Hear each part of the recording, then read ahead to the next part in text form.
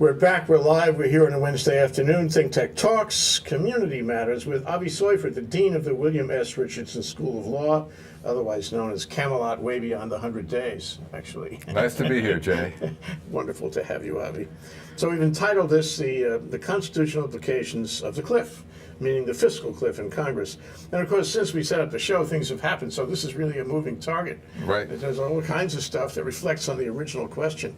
But, you know, I mean, there are problems in Congress. They didn't go away yet, I don't think, although we can talk about how maybe they've been ameliorated. But did the Founding Fathers, you're a constitutional lawyer, I should mention that. Thank you. And you're busier now. You're seeing more action now. There's a lot of Constitution going on, Isn't that right? true? You know, since the Bush administration started, it seems like another constitutional issue every day. Yeah. And we're not even in the Bush administration anymore. Well, that was true in the New Deal, too. So there are periods when the Constitution is close to the surface or at the surface. You could make a chart, you know. Make it, yeah, it'd be interesting. We're at the top now. So, you know, given that there are problems in Congress, and we should talk about what they are, but my first question is this something that the Founding Fathers contemplated, or are we, you know, over the line somehow these days with these issues about, you know, getting the job done in Congress? Well, I don't think we're that far away from where the Founding Fathers were in terms of partisanship. We forget how bitterly the Federalists fought the Anti-Federalists, how angry Adams was at Jefferson and vice versa, although they made up and became good friends and died on the same day. But we go through periods of great partisanship, and then we seem to find our way out of them. Congress this session has been more deadlocked than usual. There's no question about that. But we've had divided House and Senate many times in our history. And even this Congress has gotten some things done. Plus, there are these recent developments, and I think they are significant. So one of them is the beginning of budget compromise, the beginning, and it's one piece, and it's only coming out of the committee, so we don't know what the Congress will do.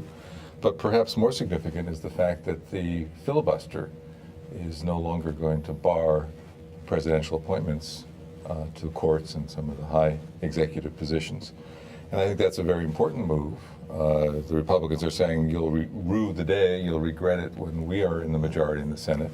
And of course that's a possibility, but it has gotten really to the point where the filibuster means you need more than 60, or you need 60 votes or more. And that's pretty ridiculous to try to do. It's political, too. It's not a question of the merits. Right, and even the so-called independent Republicans have been voting party line on those kinds of questions. So we need more independence, we need more common ground, but I think breaking the stranglehold of the filibuster is quite significant. And I don't think that we will all look back on it and say, oh, that was a big mistake. I think we'll look back on it no matter who's in control and say, well, sometimes you need the majority, not a super majority, to be able to appoint whomever the president wants to appoint. Can we dwell on the filibuster for a minute? Certainly. I mean, it seems like such a peculiar American tradition in Congress. I mean, I don't know when it started, but I mean, where does that word come from? And it certainly is not in the Constitution, nor contemplated by the Constitution. A lot of these things are the Congress's own rules. And even now, a senator from the state that a judge is being appointed from can stop that appointment. So there's still a lot of power in the Senate. And a lot of it is the power to slow things down. And that actually is pretty much what they wanted the Senate to do in the early going. And the House of Representatives was supposed to be more representative of the people. Now, when you say representative of the people, on the one hand, we've had malapportionment or manipulation of apportionment, reapportionment, to the point where there are lots of safe districts. On the other hand, we have more representation of the people, certainly than they had at the time of the founding, or 20 or 40 years after the founding. Of course, women did not have the vote. Blacks and other minorities did not have the vote. Non-property owners didn't have the vote. So there are many more people who now can vote. And part of the problem is that the voters aren't voting, and the voters don't seem to be paying attention. Our voting rates are really embarrassing at this point, the number of people who show up to vote on Election Day. And yet, all this issue going on about making people prove up who they are and come in with documents and all this, and, and some litigation over that. Yeah, I think that's meant to discourage voting. As if we didn't have too few people voting already. Exactly. Discouraging. And I think that is a partisan enterprise, almost entirely. It's trying to take care of a problem that doesn't exist in order to discourage voting. But the Supreme Court is not helping matters in that regard. One of the most important, if not, some people think the most important decision last term might not have been the marriage equality decision about the Federal DOMA Act, but rather Shelby County versus Holder. And that's a case where the Supreme Court said to Congress, you can't do what you want to do to extend the pre-clearance provisions of the Voting Rights Act of 1965. And Shelby County, Alabama, is a place where there has been historically a great deal of constraint and restraint and suppression of the vote. And what the court was saying was, well, all that's in the past. And basically, it's sort of what one of the parties recently said, racism is in the past, now everything's okay. It's a level playing field, go forth. Now, really? why the court had the power to do that to Congress is actually an important part of constitutional law, because here's Congress repassing it, gathering facts, and Congress says this is what we think is a good idea, this is good policy, and here's the court saying, well, it's out of date. Now, since when is out of date a constitutional standard? And that basically is what they said. And they also talked about equal sovereignty. You can't mistreat one state if you don't mistreat all the states. Well, that's kind of a strange approach, and it actually derives from some very dubious sources at the turn of the last century. So that was kind of shocking, actually, that they would say to Congress, you don't have the power to extend that part of the Voting Rights Act. Well, I know you're going to tell me that it's up and it's down, and there's been problems like this before, but it strikes me that, the cliff, this vote, the voting twist that's been going on, the fact that people don't vote, the fact that we have all these, difficult, Citizens United, a really special twist on political power. Taking all these things together, the country isn't working like it was. The founding fathers, did they contemplate Citizens United? No, I think it's pretty clear that they did not contemplate that. And just to fill that in a little bit, that's about whether corporations have First Amendment rights. And some corporations do, but one might say that that's provided for in the First Amendment, and that is the press. So Justice Kennedy, writing that opinion for the court, in striking down election spending restraints, sort of missed the fact that the First Amendment does protect the press. Rather, he said, well, look, the press is a corporation, and so therefore all corporations. It's not an analogy that actually makes any sense. And that was a very bad day, I would say, for democracy when the Supreme Court decided that case. It was a narrow majority, and there are some things that states could still do about it, and the voters could still do about it. But it shows you how important the Supreme Court is, and particularly in the context of electing judges, which fortunately we don't do in Hawaii, but in many states, the campaigns for, for being a judge have gotten way out of hand, and the special interests, as it were, are big spenders in trying to get the kind of courts that they want. That makes a big difference, and we don't want our justice being dispensed by judges who are elected because they're beholden to particular interests. And the big spenders, of course, are those who have the most money. Money equals votes. I mean, you see it in the media, you feel it, you touch it. It's everywhere around us. It happened with the election, Ben Caetano versus Neil Abercrombie last time. Kirk Caldwell versus Caetano. Last time, where the Pacific Resource Partners had a lot of money and they spent it a certain way and they discouraged people from voting for Caetano, and it was this is Jay speaking, not me. Okay. But because I don't think money equals votes all the time, and one of the things that is a corrective is that sometimes you have the candidate who goes around in a pickup truck or something, and that appeals to the public, and they take on the big money. And I think the election spending had really gotten out of hand. Dollars. Yeah. Absolutely, and people are sort of turned off by all those ads. They're just sick of all those ads. Yeah. So there's a soft underbelly to that, I think. Yes, but at the end of the day, I mean, if the press is not printing, which it's not, and people have to rely on the internet, right, and they don't rely on the internet, and then they go to the print press and they read the headlines only, and there's not that much news, a story, or commentary or analysis, an informed electorate and all that. If they're not informed, and if with money, I can buy all these TV ads and pound them where they sit there at 6 o'clock and 10 o'clock watching the news, then I can have a huge effect on the way they vote. I can change their minds on things. Right. So one of Madison's ideas about the republic as they came out of the Constitutional Convention was that otherwise, if you didn't do it on a national scale, you would have factions controlling things. And so an interesting ongoing constitutional argument is democracy more democratic, safer at the state level or at the city and county level than it is at the national level? And I'd say that Madison was not a big states' rights guy at the time of the convention. He went through many changes. But if you think about it, the Supreme Court has been boosting states' rights, I think, with something of an agenda. And it's not because they think there's more democracy in the states. I think it's because they are very concerned about corporate welfare, for example, and the corporations are in many ways better able to have their way in the states than they are at the federal level. So for all that we complain about Congress, it's really ironic that this court has been extremely activist, intervening and striking down congressional legislation in a way that is really, if not unprecedented, close to the largest and longest time that happened, which was striking down the New Deal in the court in the 1920s. And this is in the name of conservatism, but it is not the Madison of the Constitutional Convention that they are following. Obamacare comes to mind when you say that. I mean, I think there was a real possibility, maybe there still is a real possibility, that Obamacare could be struck down. Yeah, well, Obamacare hasn't helped itself any, of course, that's either true. with the rollout. No, that was one which I think is an interesting decision, and that's the other. That's another big decision on federalism grounds, where a lot of people were surprised, although I had predicted, perhaps even on your show, that they would uphold it. But I did not certainly predict the way in which Chief Justice Roberts did that for the court. And he said the taxing power allowed the Obamacare, gave authority for the Obamacare to go forward. But in the course of doing that, he had a very narrow view of Congress's power under the Commerce Clause, one of the major sources of its power, and he had a very liberal view, I would say, about states and their ability to not be coerced. The notion that states, these poor little states, are being forced into bargains.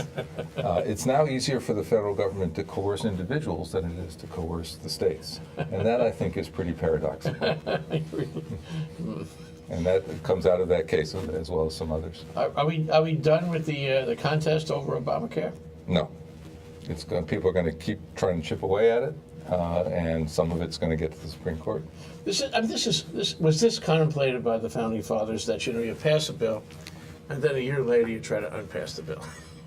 I mean, just an interesting recollection is that for years the condominium groups in this state, and right up to the Supreme Court, they made what was it called, a condemnation of the fee under the condominiums, and they got the bill through. It was actually an ordinance. They got it through, and Linda Lingle gets elected, and immediately she begins campaigning to repeal it, and the city council repeals it. And all that action in the Supreme Court, all this high policy goes away in a flash. Now there is no more, condemnation for the fee under the condominium. It's really, too bad. But if people go through all this, and they spend all their effort and their money, and they, spend, 20 years fighting it, and then one day the same legislative body undoes it, even after the original bill has been affirmed. What does this mean? Did the Founding Fathers contemplate that too? Well, I think they kind of did, actually. There was a lot of retrenching after they passed something in those days. As I said before, it was a very partisan era, and it made a huge difference which party got in. Another thing to be said about the vote in those days was that it was public. So you really had to identify yourself with one party or the other. They gave you a lot of rum. It's not a secret ballot. Not a secret ballot. Whoa. Until the end of the 19th century. Wow. So people knew which team you were on, and they plied people with rum, and it was a public spectacle. It was a public event to go vote. So that made for some bitterness back in town after the vote, the day after, the week after, when they finally got the results. And I think one of the things that is the flip side of what you just said is that one of the strengths of our system is that we have power divided in so many different ways that even if you win in one venue, it doesn't mean that you've won for long. Certainly not that you've won for good, because there's going to be another venue. So you might win at the federal level, even if you controlled both houses and the presidency, but then the states would be pushing back and vice versa. So it is divided power. It's not really separation of power, but overlapping power that leads to lots of loopholes and lots of holes and lots of places where whoever wins, it won't be for good and it won't be for long. Ooh, what a thought. I think Faulkner said that. Scary. But I'm not sure. That's Avi Soifer, the Dean of the William S. Richardson School of Law. We're here on Think Tech Talks, talking about community matters and the constitutional implications of the cliff and much more, because whenever we get together, it goes way out, comes way back. Thanks to our host. We'll be right back after this break. We want to thank our underwriters.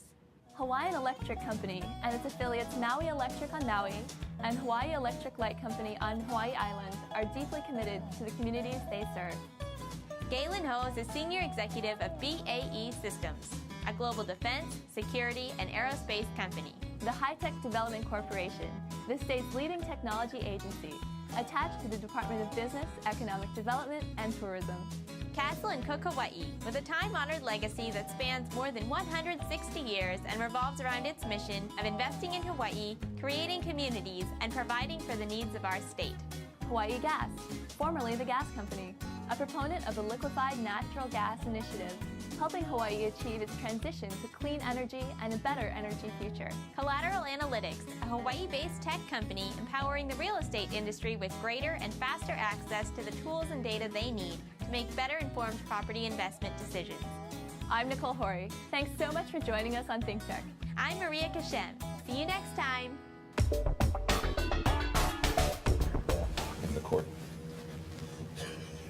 We're back, we're live, we're covering the whole gamut. We can't help ourselves. I can't help myself anyway. It's a pleasure to be here. Always fun, Jay. It's been a long time since I took this subject. Norman, he'll come back. Dorson. Yes. Norman Dorson. Norman Dorson taught me the subject back in the 60s. I think he's still teaching. Is that right? Yeah. And he walked, in NYU they had these platforms, and the platforms were slightly hollow, so if you walked heavily, it would sound through the classroom. And he walked in, he banged his heels and Anything to wake you up. and he did, and he sweated and fumed and strained, and he talked very fast, and you could never follow him, and only a few guys could follow him, the ones up at the front, the ones who, got into the judiciary right away. Well, Norman Dorson is a great constitutionalist, actually. Great scholar and teacher. It's like it was one of those specialty areas where everybody in the area knows each other. Isn't that true? Yeah. Mm-hmm. So I was thinking as we closed the last segment about the Lincoln movie and the 13th Amendment. 13th Amendment, exactly so. And that was interesting because you assumed back then that it was relatively civil or whatever, or you didn't have a view of it, exactly how things worked in Congress. And this gave you, I think, Spielberg gave us a pretty good view of it. Yeah, no, it's a very good movie, and it comes out of a great book, The Team of Rivals book by Doris Kearns Goodwin. And the point she makes in the book is that Lincoln was comfortable enough with himself and wise enough to put in his cabinet his rivals. And they were rivals to each other as well as rivals to him. And it made for a much stronger cabinet, a much stronger approach to the Civil War. And it doesn't mean he always listened to them. It doesn't mean that they stopped fighting among themselves. But he got advice from lots of different sides, and then he was courageous enough often to make the right decision. Not always, but often. And one of those right decisions was in the course of the war to kind of change what the war was being fought over. And it had been about states and their sovereignty. And by the end of the war, it was about freeing the slaves, and it was about protecting the rights of freedmen. And that's where the 13th Amendment comes in. But it was a struggle, and it was a struggle as it is now, and it is a reminder that as it is now is not perhaps so different, because there were people who were anti-slavery activists who thought the 13th Amendment didn't go far enough. And there were a lot of people who thought that it went much too far, that the federal government didn't have that power, that they were taking away property, which they were, because slaves had been known as property, and that Congress ought not have the power that Section 2 of the 13th Amendment gives them. So one of the points that I try to make in teaching constitutional law was that the second Constitution, as it's been called, the post-Civil War amendments, really did change the playing field. The current court often misses that. And they're back to the framers and their imagination of what the framers had in mind. But the fact is they passed these three major amendments right after the Civil War, and they meant to change the power dynamics, and they meant to give more power particularly to the Congress, but to the federal government. And if you needed, if you were not convinced by lots of footnotes and so on, you just look at the first section of the 14th Amendment, and its first sentence gives the federal government the power to define who the citizens are of the federal government. Now there would be black citizens, although only males, the 15th Amendment says. But also it goes on to say who would be the citizens of the states. So here's the federal government defining state citizenship. Well, that's a change in federalism. And the rest of those amendments and the statutes based on them were meant to be a major change. All these things swirling. It goes to the point of how do you know exactly what the founders or the secondary founders, as the case may be, what they were thinking. I mean, it's not a lot of, when you have a statute, you have legislative history, you have committee reports, you have a lot of people making statements, the very people who voted for this bill making statements about what they are actually intending. You don't have that with the Constitution, or do you? You don't have it with the Constitutional Convention. What we have really is primarily James Madison's notes. And I have a friend who's a wonderful legal historian who's coming to town in March. And she's got a book coming out about how Madison actually was retroactively changing his notes. So they're not... Protect history. Yeah, so they were neither contemporaneous nor even what he first wrote down. They knew people would look. Right. So it's going to be a very important book. Her name is Mary Bilder. Maybe you can get her on your show. Yes. But with the second Constitution, the Civil War amendments, we do have a lot of history. We have congressional debate. We have the Joint Committee from which the texts evolved, and we have a much better sense of who ratified or who didn't. Actually, this is something that you alluded to earlier. Into the 1960s, there were southern states that were making the claim that the constitutional amendment that was at stake in Brown versus Board of Education, the 14th Amendment, had not been appropriately ratified. And they had a point in that the southern states ratified really with the muzzle of a gun facing them. It was not consent of the governed in some sense. But this was not a successful argument, as you can imagine, in the Warren Court. So sometimes you finally have to say, well, it's done. The 14th Amendment was adopted. Whether or not you can look back and say, well, there's something that isn't quite procedurally right about it, they would have been better advised to admit that the 14th Amendment was part of the law of the United States. It's the sausage theory. However the sausage was made, it was made. That's the end of that. And that's one of the points of the movie, too, that there is, perhaps it's overstated, or they try to simplify it, as movie making often has to do, but Lincoln and his allies were down there in the trenches, twisting arms and perhaps doing a little bit more to make sure that they got some votes, promising offices and so on. You know, I didn't realize, maybe I think most people didn't realize the level of sophistication and trickery that was going on in that time. But finding out now what it was like then for the 13th Amendment makes you wonder about everything. Doesn't it make you feel better about today? No. Oh, why not? It's the sausage thing. It's like, was this really the right decision, by the right means? I mean, to me, the means are just as important as, well, maybe not. The ends and means question. Yes, the ends and And a means question. cynic once said that if the ends don't justify the means, what good are they? It's important to pay attention to the means, I think, but also to keep in view the ends that are being sought, and whether they are legitimate or even noble ends. And whether they are really the ends. There's no Because they end, could be the because whoever temporaries. wins, it won't be for good and it won't be for long. So, what kind of a mess is this really? When you had a king, he had said what it was, and that was that. As long as he was alive, or of the same frame of mind, Unless he you could expect. didn't lose his head. Yes, as long as he had his head. But here, in this democracy, it's tumultuous, may I say. Yes, and it always has been. I mean, I think that's one of the key things to understand. It has been for a long time tumultuous. Yeah. And there was a period that was called the era of good feeling, for example, in the early 19th century. Even that wasn't an era of such good feeling. It was just that they weren't quite as bitterly partisan as they had been in the years before that. Now, one of the things about that early partisanship is that the newspapers were partisan. They didn't have pretense of neutrality, and that made for a very yeasty debate. But also lots of suing newspapers and saying your reputation had been damaged. But the opposite parties went after each other and each other's reputations with hammer and tongs. Hammer and tong. Right. Is this a great country or what? Here you go. So, Yes. but what strikes me, Avi, is that, okay, we talk about this and we see the Constitution and the reality of it and the reality of American history. Does the public understand this? Because they're taught in school in the 6th grade, that here's the way it works. It's real simple. Right. And majority vote, and we have all these high principles, and not to worry, this is the best system on earth. No question. And then they find, or maybe they don't find later on, that it's a little more complex than that. Well, one of the many, many blessings and advantages of living in Hawaii is that people who have some awareness of the history of Hawaii have a perhaps different view from what you just described, because they're aware of what happened with the overthrow. It's all very transparent. Right, and so that makes teaching constitutional law much more fun and much more exciting, because people are not quite of the same mindset as saying it all must be good. The United States government always does the right thing. They know that that isn't true, and I think that's palpable. It's close to the surface here, so I think that really helps people in Hawaii understand. Now, that doesn't mean that it makes people cynical. In fact, I think it helps make people realize that there are opportunities for reminding people about that, and maybe for some kind of, if not reparations, at least for some kind of, let's see what we can do to make it right. The apology resolution was fine rhetoric, but of course it didn't do much in practical terms, but there's still that struggle to make it right, or at least make it righter.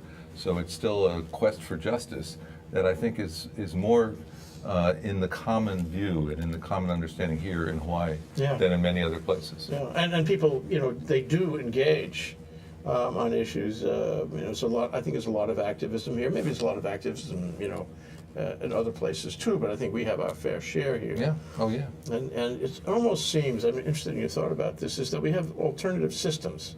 I mean, you have the formally elected officials and appointed officials, and then and they go through their process, whatever it is, and then you have the process of the people, and the process of the people is to, this happens everywhere, really. I think to camp out in the street, to insist. What was it recently? This is happening. Somebody is camping out in the street until the government falls. In Kiev. Yes. In the Ukraine. Thank you. In the Ukraine, Right. they're going to camp out until the government Right. falls. Of course, the police moved in That last night. never lasts very long. Well, you never know what's going to happen, right? Look what happened in Egypt, Yeah. right? A tipping point kind of thing is if there's enough people, or Turkey. You were there. I was there in Turkey. When there were riots right outside your hotel room, Very right? threatening to the government, really. And But the government survived. It survived by will and also maybe by a little bit of flexibility too, smart flexibility. But I think we live in a world where maybe this has always been the case. You're going to tell me it's always been the case, where you have the formal system, you have all the stuff written down, you have legislative bodies meeting, going through the routine and writing it out and promulgating it and what have you, and then you have the people in the street. Well, they don't care about that. I'm not going to tell you quite that it's always been that way, but I think at least from the 1920s, 1930s on, people who teach law and write about law have been aware that there's a big gap between the law in the books and the law in action. That phrase actually comes out of something from 1906 or something like that. But the legal realists began saying, wait a minute, let's pay attention to how the law is enforced. And the law in the books is called dry law, for example. Well, what's really happening? And sometimes they got silly about it, and they were measuring non-compliance with parking meters and things like that. But of course, we know that there are places where you can park and you're not going to get a ticket. So that's an example. Sure. The law says you should get a ticket. You're not going to get a ticket, and you keep parking there until you get a ticket. When you get down to it, the reality is the reality, no matter what the law says. No, that's right. On the other hand, the rule of law is something, and it sets parameters, and it makes a difference. And you see developing countries with all the problems of corruption and all the partisanship that we talked about, only more so, and it makes you appreciate that the rule of law, at least in setting parameters, makes a huge difference. And it's one of the things that people admire our country for all our faults and for all the way in which the law fails, and we've been talking about some of those ways. There is something to be said for a flexible rule of law. Okay, this is the perfect time to take another break, which I think we'll do. We'll come back and we'll talk about what we can learn from China, what they can learn from us. Wow, this is far afield, but hey, that's the way it goes. It's the nature of the beast. This is Avi Soifer here, Dean of the William S. Richardson School of Law, the Camelot Beyond, Way Beyond 100 Days. And we're on Think Tech Talks talking about community matters and the constitutional implications of the cliff, or some people say the crisis in Congress, and anything related by the possible association. By some imagination. We'll be right back. Aloha, I'm Nicole Horry for Think Tech.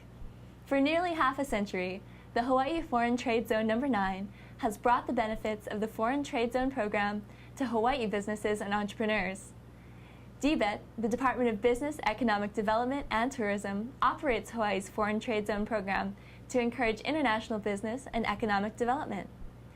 The Foreign Trade Zone's mission is to increase the amount of international trading activity in Hawaii, thereby providing employment opportunities for the residents of our island state. For more information, see ftz9.org. I'm Nicole Horry. Mahalo.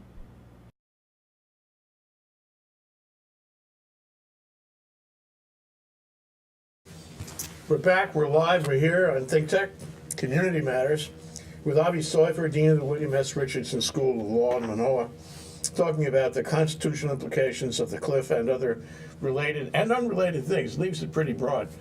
But you know, a couple of weeks ago, there were two lawyers from at this table, from China, and they had come here to witness a jury trial. That's the reason they traveled all those miles. They just wanted to see a jury trial in action. One of them was a law professor at a big, law school in China. The other was a managing partner of a firm with 3,000 lawyers. So these guys are serious.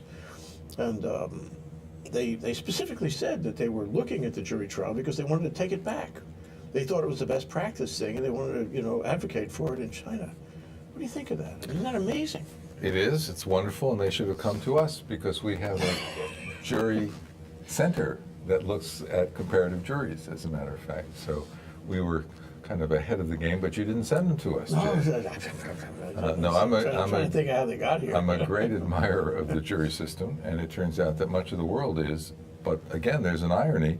We're sort of moving away from it, particularly with civil juries in Hawaii. There are fewer than 20 each year civil cases that go to a jury resolution in the whole state. But they may start the trial, but they don't finish it. But that's still a pretty shockingly low number. It is. Now, we still have more juries in criminal cases, of course. But I think it's important to have alternative dispute resolution and other things that take over for judges and juries. But it's also important to have a thriving jury system. Why? And it is representatives of the people who are truly representative in ways that, as we were talking, maybe even the voters aren't. They're doing a civic duty, which many people resent and regret, but then once they're there, it turns out it makes a difference to be in the courtroom. They learn that you shouldn't judge just from watching the evening news, that you actually have to sit there and weigh the evidence and listen, and that the system really works, that the juries basically get it right. And I think it's a great thing that we have the juries. They have increasing ability to ask questions, take notes, and so on, which used to be forbidden. So in a way, juries are more active. But people I talked to who served on juries are grateful that they got to do it, and they come away as supporters of the jury system. As representatives of the community, I think it's very important to have cross-section, and we are increasingly getting cross-sections as well. So it gets harder to get out of jury service. It used to be, of course, that it was just friends of the sheriff or something like that. Although in Hawaii, we had mixed juries in the 19th century, where if you had people from different ethnic backgrounds, they would make sure that the jury reflected the two different backgrounds, which is fascinating in itself. So our jury system actually is worth studying, but we have a better comparative sense. So we know about the jury innovations that are going on, not like our jury system yet, and who knows if they will become so, but in Korea and Japan, for example. So we have jurors sitting with the judge, for example. There's some question as to how independent those jurors really feel if they're sitting with the judge. Influence. But at least there's a movement towards having some community input. Well, it opens up one question for me. Is they could take the jury system back to China or Korea or Japan, wherever it is, and make it better. Yeah. They could make it more efficient. They could implement it in a way that we never thought of. You know, we're locked in some historical model, really. Right. Would we be willing to accept what they suggest? So it depends on what they suggest, right? Of course. So Alison Connor, Professor Alison Connor in our faculty is an expert on the portrayal of lawyers and of legal proceedings in Chinese films. Particularly, she looks at older Chinese films. But in looking at what has happened since Mao, you see the opposite, which would be the public, you know, the masses deciding, and that's pretty scary too. So you want a deliberative body, which I think the jury is very good at being. It's kind of a black box, right? We're not supposed to ask what happens in there, and those of us who've never sat on juries don't really know. But lo and behold, out of that black box of all different sorts and all different backgrounds comes the right answer most of the time. Yeah, it's wonderful. What I like about it is what you said a minute ago. It's a representational thing. It's the connection of the citizen with the system. Yeah. And you know, maybe it's not a good parallel, but there is a parallel between military service or service for the government, you know, with Peace Corps service, where the individual finishes college and then he's off and he's working for the government. He's working for the country. Mm-hmm. He part of it. he's in the government establishment. I think that's healthy, actually. Mm-hmm. The draft was healthy in its own left-handed way, also. But if you survived, it was. But you know, this is an example of interaction between the citizenry and the system. And I think, don't you agree that, you know, without that, we lose something. Without that, we become adversarial to the system. And we see that there's a lot of people in this country who are adversarial to the system. They don't believe they're part of it. Well, the draft is an interesting example where we've gone away from the draft, and it has made it easier, I'm afraid, to go to war. Because you've got these people who are not as representative of the community, and therefore the representatives and senators at least are willing to continue funding the war. Now, one can argue that the president is the one going to war, that Congress ought to be, which has the war power, at least having more say than just providing the appropriations. So that's another issue. But at the time of the draft, certainly the public was aroused when it looked like it was more people likely to wind up overseas. Wow, you know, all of these are worth a whole conversation by themselves. But let me come back to where we started. Okay, the cliff, the fiscal cliff. Yes. I mean, it was very scary for people. The government was going to be, you know, stopped from acting. It was going to be stopped from spending money. People who had jobs with the government weren't going to have paychecks. I mean, this was a paralysis or a spasm, if you will. Right. We can't afford to have that all the time, and yet the system permits it. It could happen again anytime. Well, it's not clear that the system would continue to permit it. Yes, it does, but it turned out, I think, to be politically harmful, actually for everybody, but particularly for the Republicans who looked like they were the ones who were triggering. For the moment. Right. Yes. So if you have a fiscal crisis after fiscal crisis, that's not a good thing. If you have a fiscal crisis that lasts for a long time, that's obviously not a good thing. But those are man-made fiscal crises. They're not real crises. It's not like a typhoon or something that's a real crisis. Or a real default. It's not a real default. Right. So I think even those politicians who were big supporters began to understand that the public was unhappy about it. And so there's now been a move back towards the middle. But they were artificial. And ultimately, I think what would have happened, I think at least Obama would have been well advised to make it happen, would be, having said that he didn't want to use presidential power, if it had really come to the crunch, to say, I'm not sure I have authority, I think I do, I'm going to end it in such and such a way, and let the courts decide. And there is language in the Constitution about sort of full faith and credit supporting language that suggests that maybe that's part of national security, or that's part of the pretty much unwritten executive power. So if the president says this is an emergency and it is my job as someone who is supposed to make sure that the laws are faithfully executed, the laws include full faith and credit, so it's not hard to make that speech. Mm-hmm. And then let's let the courts decide. And by the time the courts decided, the political winds might have changed. And I'm not so sure that the courts would strike it down. So that's a risk taken by a president, but it's a way to break a complete deadlock. And I think Obama might well have done that. There were certainly some people who were suggesting it. At least initially, his people were saying he's not going to do it.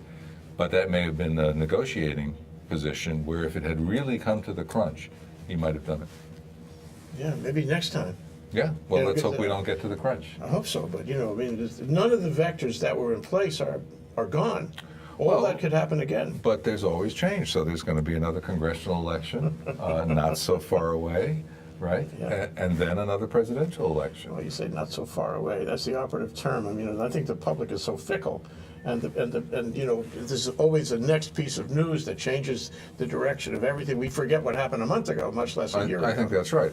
And I don't mean to diminish the importance of bipartisanship. Certainly we've been in healthier times. I don't mean to say it's always been as partisan as it is now, but it has been at times at least as partisan as now. Now, when the nation was more successful, and one could point to 50 years ago, I suppose, you'd say, well, that was a time when there really were people who were willing to talk across the aisle in the Congress of the United States, and when there was a president who could get along with the Speaker of the House from a different party, famously President Reagan and Tip O'Neill, who really did get along, and they sort of understood the political game, and they would be enemies until 5 or 6 o'clock, and then they would drink bourbon together, whatever it was they were drinking. And that is lost, and that's lost, I think, because of the internet, because of lots of campaign contributions, and the way in which now running for office is an endless cycle. There's no time when you're not fundraising for the next campaign. Also, in order to run for office, it's not Mr. whatever his name was goes to Washington. Smith. Mr. Smith, and high idealism, the common good and all that, is you have trouble getting elected unless the party puts you forward. The party in power. Well, yes and no, although what we're seeing with the Republican Party now is that these outliers, the Tea Party, are taking on the establishment of the Republican Party and often beating them in primaries, Yeah. which is a big problem for the Republicans. And the same has happened to Democrats at times. I mean, there was the anti-war movement cost the Democratic Party some considerable political clout because people were taking them on from the anti-war position, and lots of congressmen who've been there a long time lost their position. So that's where change continues to come in. But where I get hung is, here I am, a member of Congress, and I know my vote is going to put us right on the brink. I know my vote could result in a global default, a default in the eyes of the world. I know my vote is going to stop the government. A sort of hideous result, a result fraught with unknown consequences. And yet I cast that vote. I know that, and I cast that vote. Is that what my oath of office was about? Am I breaching? I've asked you this before. Am I breaching my oath of office? I'm not quite sure. If you've asked me before, I don't remember my answer, and I certainly maybe understood the question better before. Your oath of office to support the Constitution doesn't mean that the only way to support the Constitution is in a certain way. So I think... But not to do damage, not to stop the government from running, not to push it off a cliff, make it dysfunctional, in the eyes of the world. Lose whatever advantage and credibility. But you would so the tragedy in life is that everyone always has a reason. So you would convince yourself that you were actually serving the Constitution by doing this, because that other party are such bad people that only this way can we convince the American people, and so on and so forth, that the crisis actually produces good results. And you would probably convince yourself of that if you had that I'm sure some dilemma. people believe that absolutely at the bottom of their soul. Right. So I've got to take the risk. I must show those guys how Right. important this principle is. Right. I'm afraid that is what people often do in being self-delusional. So here we are, between crises. Maybe it will be better. Maybe it will ameliorate somehow. Maybe the threat of of a backlash to the next election will have some salutary effect on things. But do you think? What do you think of the guys who come around and say the system doesn't work? What we need is quote, scrap the Constitution, start again, reinvent the whole thing in the light of the 21st Right. century. Well, what do you think of that? So first of all, we assume that you need a written constitution to have civil rights and civil liberties and so on. Not so. The Brits do pretty well, not perhaps in all corners, but they do pretty well with civil rights and civil liberties, and they don't have a written constitution. So even the people who were there before our founders believed there were some rights out there, and our founders were actually believers in that English unwritten constitution. That's kind of what the revolution came out of. So it's not impossible to have unwritten norms. if you want to scrap our current Constitution, the question is always, of course, replace it with what? It's like scrapping Iraq. You know, where do you start then? Right, right. And you still can amend it. So if you had a particular cause, it might make more sense to try to amend the Constitution. You anticipated my last question, which is, do you recommend any amendments? Or let me put it this way: have any amendments been suggested that you warm to? Well, warm to is a good phrase. I haven't seen any language about it, but what you were talking about just a few minutes ago in terms of the kind of short-term calculation that a representative or a senator makes is, I think, a big problem in the context of climate change, for example. So warm to is a good example. When we have a big problem and we're only worrying about the next election or maybe 2 elections away, we're not able to confront the big problem. And the big problem remains abstract to most voters. Ironically, I think school kids understand that this is a real issue, that this is a crisis, but their parents don't. And it's hard to make political hay out of that. But we really have to do something about it. And so in that sense, the system is not responding to a crisis. That energy is very similar. It was part of it. Yeah. Yeah. So how do you fix that? Constitutional amendment, or a statute. I mean, But mechanically, how do you fix it? you need people, and it often starts in the neighborhood or the local level, and you need states. This is famously what Brandeis said about the states as laboratories. Now, sometimes I think it's a Frankenstein laboratory, but sometimes the states can be laboratories and say this is the way we do it. If you're in favor of the use of marijuana, for example, you say, well, look at what's happening. Now we have state after state beginning to do it, and similarly with marriage equality. So there is something to be said for the federalism system, letting the states do it. Now, a state would have to be way out in front and would probably take some hits in terms of business, for example, because you might have businesses leave if you had regulations that really were strict on climate change matters. But it might be worth it for a state like Hawaii to do something like that. And that means there's risk. Yeah. You know, I mean, before we talked about de Tocqueville's tumultuousness, you know, but if you have all these things swirling around with the possibility of repeal and the possibility of change, the possibility of grand mistakes and also grand mistakes that work well, you know, it's a little scary, and there are casualties on the field. Right. Not everybody has a perfect life. Some of them are damaged by this process. But on the political field, as people are increasingly complaining about how miserable it is to be in Congress, it's surprising that they're not willing to take more risks. So you lose. So what? So you go home and I guess you get rich, or you go to a university or something. It's not so awful. And yet they are very, very cautious, and they're very much in a little world that is a different world. Is it true in the beginning, at the time of the founding, congressmen had jobs? Congressmen, you know, it was a part-time thing to be in Congress. Mm-hmm. Well, it was far away too. As far away, it was really public service because they had to make sacrifices. We're a long way from that now. Absolutely. And the endless cycle is a real problem. And Yeah. so is the fact that we have the cable news screaming and looking for slips of the tongue and just broadcasting them incessantly. So it makes everybody more cautious. So let me ask you my final question here with 1 minute to go. Should I run for office? Absolutely, Jay. And if I'm voting now on all the array of candidates, and there are certainly an array in Hawaii, I mean, for federal office, what kind of mental approach should I have on selecting the right one? What should I be looking for, given these problems that we've been talking about?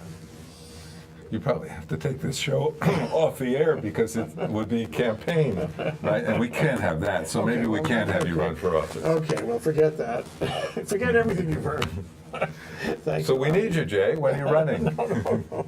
What should I be thinking about when I put my hand on the ballot? What should I do? How do I get by, for example, the 2-year rule? You'll be lucky if you have a ballot. We don't seem able to get ballots to all the voters. So Yeah, well. getting your hand on the ballot is itself Yeah. an accomplishment. Yeah, and soon enough it's the internet. I mean, everybody be voting by internet, and that is another show. Absolutely. It's been a pleasure, Jay. Always. Take Thank care. you so much for taking the time out. Avi Soifer, the Dean of the William S. Richardson School of Law. Think Tech Talks, Community Matters, the constitutional implications of Cliff, and pretty much Much more. everything else. Aloha.